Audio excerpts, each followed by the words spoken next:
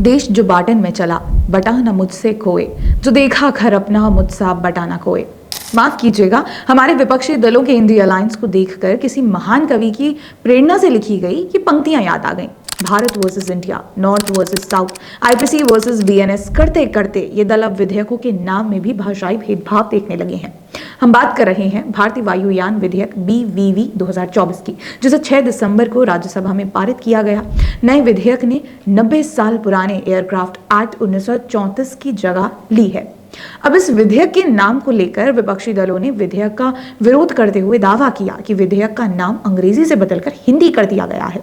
कुछ ने तो ये भी कह दिया कि विधेयक का हिंदी नाम जटिल है और ये संवैधानिक नियम का उल्लंघन करता है। ऐसा लगता है कि उन्हें हिंदी, संस्कृत और भारतीयता से ही समस्या है। अब आप ही बताएं, क्या ये छिछली राजनीति नहीं है? अब भारतीय शब्द के साथ शुरू होना भी संवैधानिक नियमों के खिलाफ है। विपक्षी दलों ने विधेयक का नाम हिंदी में करने को अनुच्छेद 348 के खिलाफ बताया है। इस विरोध के जवाब में ministry of home affairs MHA ने कहा कि संविधान के अनुच्छेद 348 में कहा गया है कि संसद द्वारा पारित सभी अधिनियमों का आधिकारिक पाठ अंग्रेजी भाषा में होना चाहिए, चूंकि प्रस्तावित कानून का पाठ अंग्रेजी में ही किया गया है। इसीलिए ये भारत के संविधान के अनुच्छेद 348 का उल्लंघन नहीं है। वैसे ऐसा पहली बार नहीं है जब विपक्षी दलों ने नए विधेयकों के हिंदी या संस्कृत नामों को लेकर सरकार पर हिंदिफिकेशन करने का आरोप लगाया हो। इससे पहले भी भारतीय न्याय संहिता BNS 2023, भारतीय नागरिक सुरक्षा संहिता BNSS 2023 और भारतीय साक्ष्य अधिनियम BSA 2023 पर संसद में बहस चल रही थी। तब भी कुछ सांसदों ने इसी तरह की आपत्तियां उठाई थी। इसके साथ ही विपक्षी संसद में सिंगोल स्थापित करने से लेकर ऐतिहासिक स्थलों के नाम बदलने पर भी सवाल खड़े कर चुके हैं। क्या आपको याद है कि G20 के दौरान सरकार ने सोशल साइट X पर G20 भारत नाम से हैंडल लॉन्च किया था? तब विपक्षी दलों को लगा था कि सरकार इंडिया नाम बदलकर भारत करने जा रही है और इसका जमकर विरोध भी किया गया था। आखिर डीकोलोनाइजेशन और भारतीयता से इंडी गठबंधन को इतना डर क्यों लगता है? फिलहाल तो भारतीय वायुयान विधेयक पर विपक्ष की लफाजी का जवाब union minister of civil aviation Ram Mohan Naidu Kinjarapu ने यह कहकर दे दिया है कि यह भाषाई दबाव कैसे हो सकता है, जबकि तेलुगु में भी भारत को भारत ही कहा जाता है। उन्होंने कहा कि PM मोदी के नेतृत्व में हम उपनिवेशवाद के कानून को तोड़ना चाहते हैं और सच्चे भारत के रंग दिखाना चाहते हैं।